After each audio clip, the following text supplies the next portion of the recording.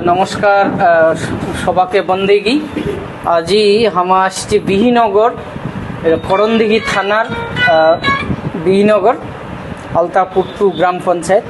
তো এই যে মাধ্যমিক পরীক্ষা মধ্যশিক্ষা পর্ষদ যে সেই মাধ্যমিকের রেজাল্ট হল, সেই মাধ্যমিকের রেজাল্টত এই যে আমার ঘরের ছোঁয়া বিবেক সিংহ এইবার সারদা বিদ্যা মন্দিরের ছাত্র, এইবার গোটা রাজ্যের মধ্যে কিন্তু এবার নবম স্থান অধিকার করেছে।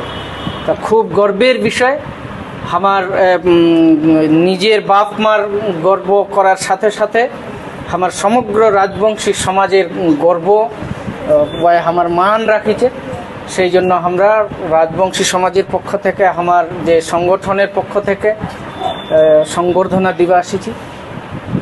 তো খুব ভালো লাগেছে যে এমন করে আমার ঘরের যে ছেলে পেলেগুলা ধীরে ধীরে শিক্ষার ইয়ত আগায় আসবা হবে, মনোযোগ দিয়ে শিক্ষা মানে পড়াশোনা করবা হবে। এই যে আজি বিবেক যেমন করে ভালো রেজাল্ট করে আজি গোটা পশ্চিমবঙ্গের একটা গর্ব হয়েছে, আগামী দিনত দেশেরও গর্ব হবে। আমরা খুব গর্বিত নিজেকে মনে করছি।